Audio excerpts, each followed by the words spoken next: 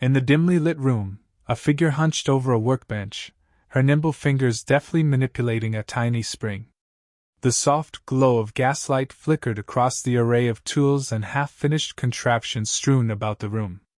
The teenage girl was Elara Thorne, a reclusive clockmaker known for her intricate designs and peculiar inventions.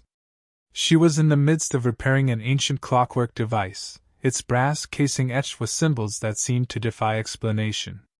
The commissioner, Captain Benedict Ashford, was an enigma himself, a charming airship pirate with a heart of gold, seeking redemption for his past. He had entrusted this mysterious device to Elara, believing that she was the only one who could restore it to working order. As Elara continued her meticulous work, she couldn't shake the feeling that there was more to the device than met the eye.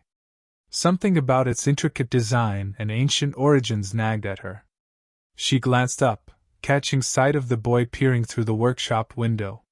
He was about her age, and his eyes were a curious shade of silver, and he seemed to be studying her every move. Startled, she quickly wiped her hands on her apron and went to close the shutters, but the boy was already gone, vanished into the shadows of the alleyway like a ghost. The city of Gearford hummed with activity outside her workshop, the constant thrum of steam engines and the clatter of hooves a testament to the harmonious blend of magic and technology that defined this place. As she turned back to her work, Elara couldn't help but wonder if the mysterious boy was connected to the strange device in some way. And what secrets did he hold? Little did she know that their fates were intertwined, and that the repair of the ancient clockwork device would set in motion a chain of events that would change the course of history.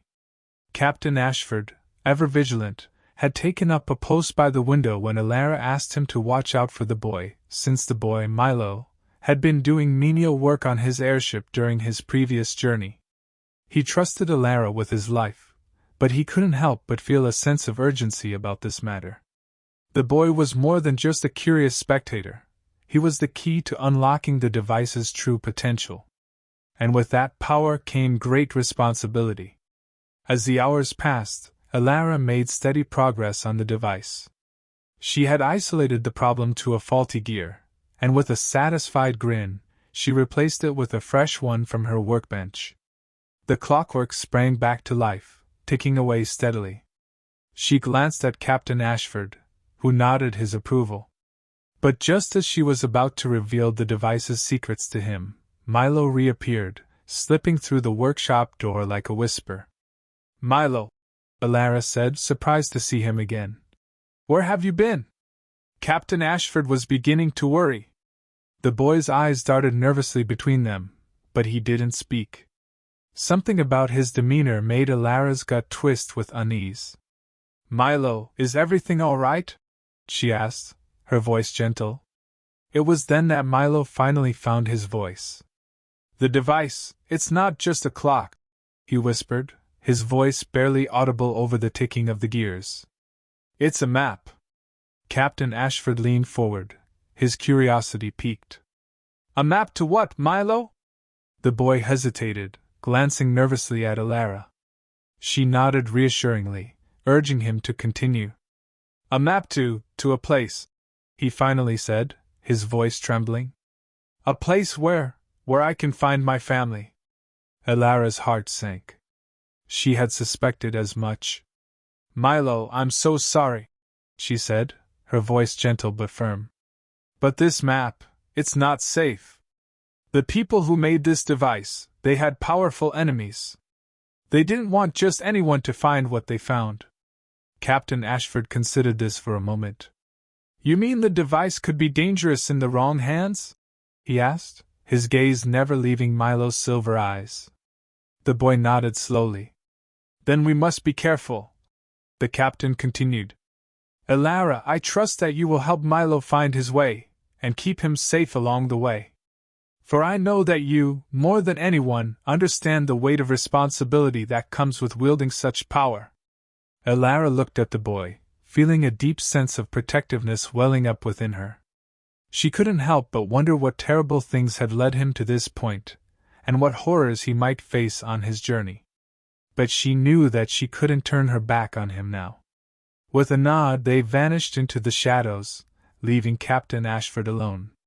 The journey to find Milo's family would take them far from the safety of Gearford, deep into the heart of the wildlands where magic and technology mingled in dangerous ways. They would have to navigate treacherous terrain, avoid bloodthirsty beasts, and outsmart ruthless bandits at every turn. But Elara was determined to keep Milo safe, for she knew that the fate of the world rested on his shoulders as much as it did on hers. As they journeyed onward, Elara began to teach Milo about the device, revealing its true nature as a map to a hidden library hidden deep beneath the surface of the world. This library contained knowledge and power beyond imagination, but it was also a place of great danger. For the library was protected by ancient guardians, powerful beings that would stop at nothing to prevent the library's secrets from falling into the wrong hands. As they neared their destination, Elara and Milo could feel the air growing thick with tension. They knew that the moment of truth was fast approaching, and that they would soon have to face whatever horrors awaited them within the library. But Elara was confident in her abilities, and she knew that she would not fail Milo. For she had made a promise to help him find his family and fulfill his destiny. The journey came to an end as they emerged from a hidden tunnel into a dimly lit chamber. Before them lay a massive door, its surface carved with intricate runes and symbols. Milo's eyes widened in awe as he took in the sight, for he knew that this was the place he had been searching for his entire life. With a deep breath, he stepped forward, reaching out to touch the door. As his fingers made contact, the air around them shimmered, and the door slowly began to open, revealing the wonders of the library beyond. "I'm here, Mother," Milo whispered, his voice barely audible over the beating of his heart. "I've found you." Elara placed a reassuring hand on his shoulder, her gaze never leaving the door. She knew that the battle they were about to face would be their greatest challenge yet.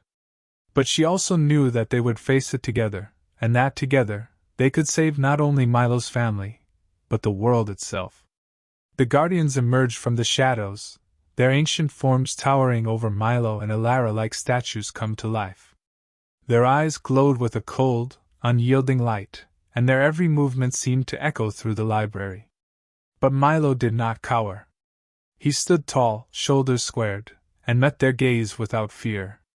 For he knew that he was not alone.